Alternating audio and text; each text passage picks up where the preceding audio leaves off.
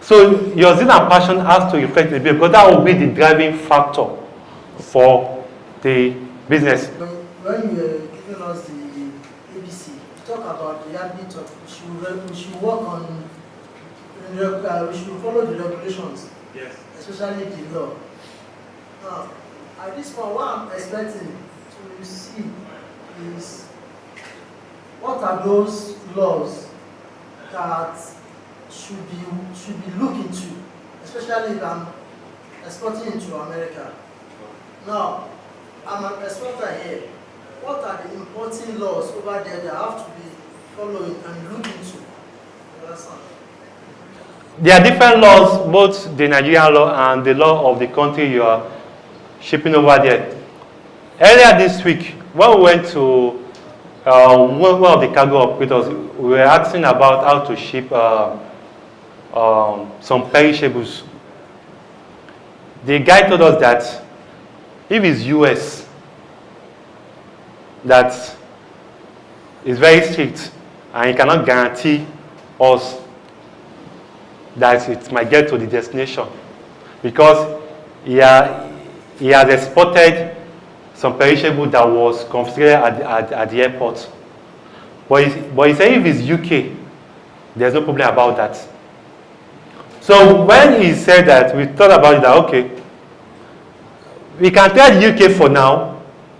The learning process of the UK will guide us to do better with the US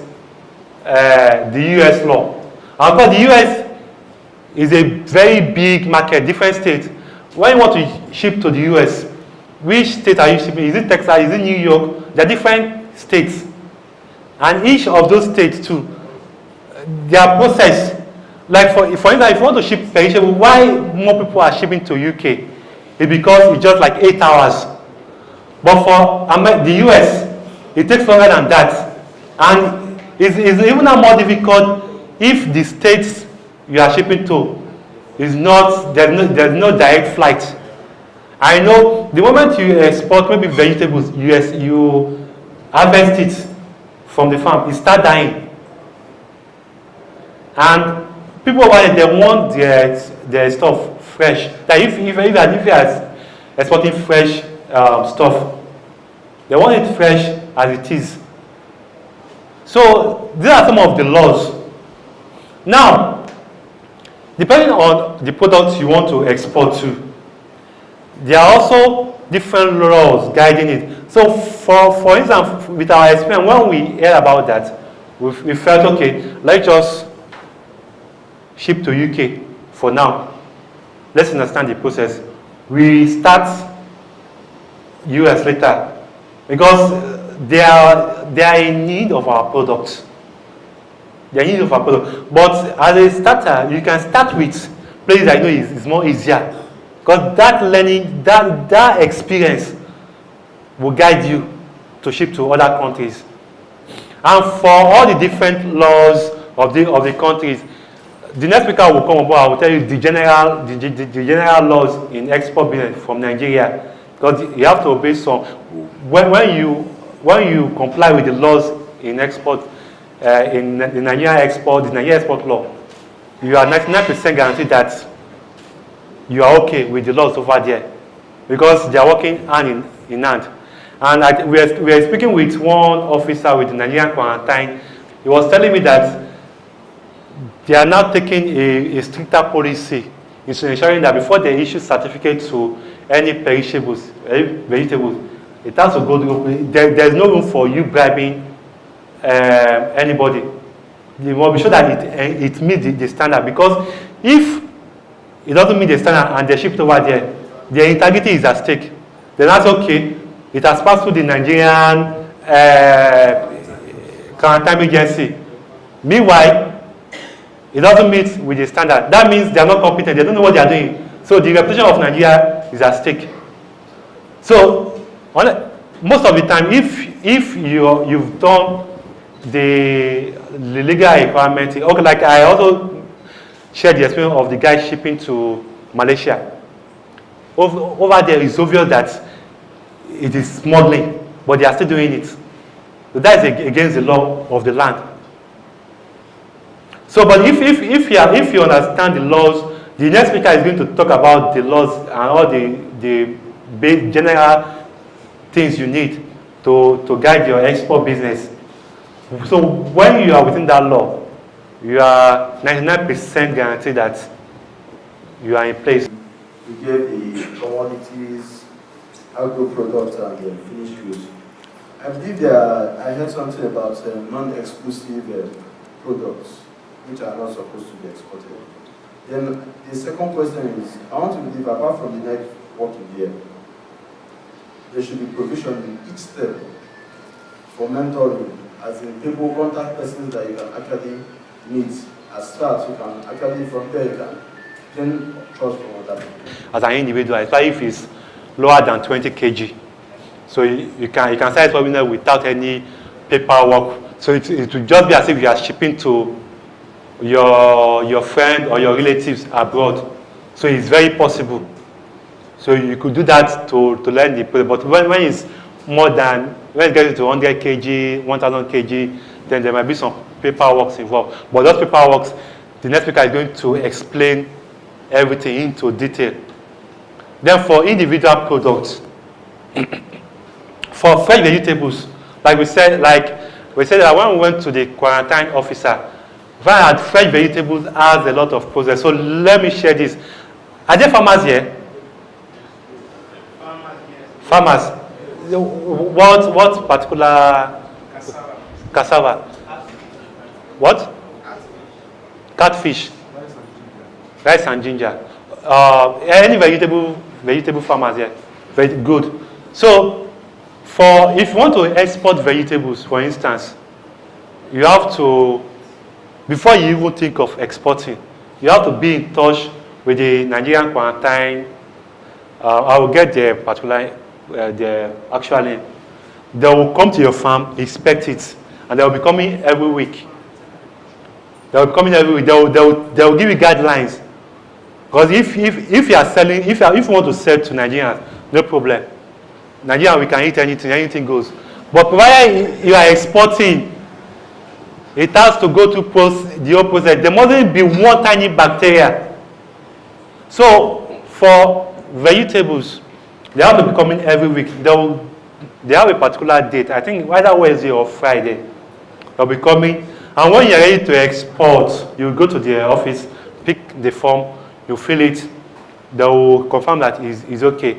That form, at that point when you harvest, you take it straight to the place where you want to export it, NACO or SACO. We'll talk about that later on. And that form, there will still be inspection again. And of course, like I said, within 8 hours, it has to get there. So if all these paperwork are not right, if you are delayed, forget it. Your business is, okay, there's an experience of a lady that last year, around August, the customs shut down the export unit of perishables. I don't know if you read it in the news. People lose millions. The particular woman said he lose about 1.5 million. Why? Because they were delayed more than necessary. So when we heard all these things, we're like, maybe since we want to have a farm later this year. But since we don't have a farm, maybe we can start with dried processed foods that doesn't require quarantine and all of that. Like for instance, Gary now, we don't require all those regulations and law. Dried vegetables as well.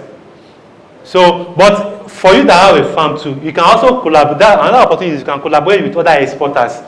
Because we actually ask, what if we don't have a farm? Can we partner with farmers? They say it's possible that they have to come to the farm to it. So it's the same thing.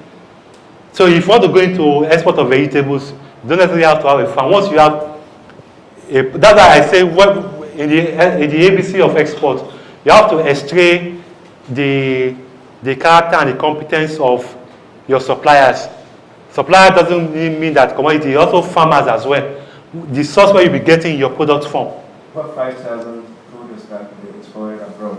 But from the little research I've made so far before now, from Nigerian Nigerian Export Promotion Council, there are some products that we don't consume them here because of the strict guidelines governing the reception of those products. They are banned. Some are banned, and so basically the numbers we give, I can't reconcile it. So can you please explain? Kampala, the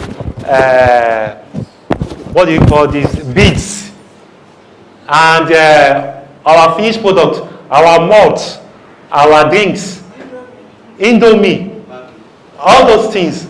So it's not as if the 5,000 people were manufactured. They are products that are in high demand over there. I don't know if you understand what I'm saying. So finished product, if you want to start, you can, next week I'm going to talk about food export. So there are two ways. So you can actually package your food export, or you can partner with other companies. Like I know of a guy that partnered with Nigerian breweries to export their malt and the Gouda, all those the alcohol to other countries. So I think he has some exclusive license to that, and he's making it. So there is high demand for our indigenous products than we realize. So the 5,000, the figure is not exaggerated. It's actually product you can start with. When you live here, you can just see something that, okay, when we went to Onagu, we saw Bible. We saw Bibles, like the Yoruba Bible.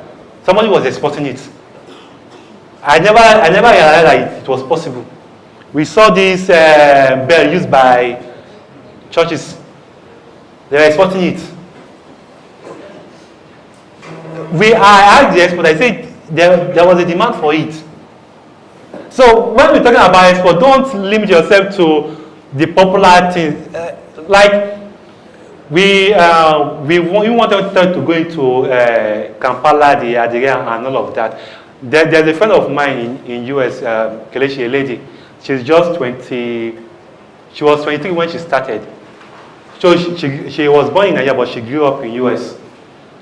When she finished school, you can actually Google her. Her name is Kelechi. She's the owner of Zuva.com. So Kelechi, I can't remember the surname, but Zuva is ZUVAA.com. So what does she do? She was in, like I said, she grew up in US. She schooled in US. So she was putting on our native wear. And she went and people were complimenting her outfits. So that gave her idea immediately that there must be a demand for this. So of course he was in US. She was in US. So from US to Nigeria, that is import. So she had to look for few suppliers in Nigeria to export some of the items to her, and she sold. So she found that she can't meet, if she continues like that, she's going to fade out. So what she did was, even in line with what we are trying to do. She now connect all the native. I don't know what you call it. I'm trying to avoid the name Kampala, but anything fashion, all the local fabrics, yes, both in US and Nigeria and from African country. She connected them together, and the first time I met her, she has made a turnover, not in profit, turnover of $400,000 US. So when I was checking her again, when I was chatting with her, I found that figure has already grew to about $2 million. I was shocked. I was like, this is someone younger than me. So I was inspired. So when we're talking about export, please don't limit yourself to the commodity or you can go this now, like there might be demand for this. And once you get your marketing channel right, you become a bestseller in that niche. I think you were the one who was speaking, you were telling me that the food is saturated in London. Yeah, it's saturated. export food. Good. But you know what? There are two ways to what you just said. If I want to go into business and people are doing it, and they've been doing it for a long time, I will go into it. Why? Because they've already validated the assumption. What it means to me is that there's profit in it. Because you can't be doing something for long if it's not making you money. So if people are doing something, I will go into it because there's market for it. Now, when you say it's saturated, if you don't want to compete with them, then there are other things they need. I met with a lady that usually comes from London to Nigeria, and I was telling her about our project. He said, if once this thing launch, she will be the number one customer, because they need all the other things apart from food. So the purpose of this training is to increase your knowledge. Don't limit yourself to the food or the common things that are exportable. I told you about Bell, the Bible, that we saw they were exporting. So anything is possible. Where is locally made? It is possible.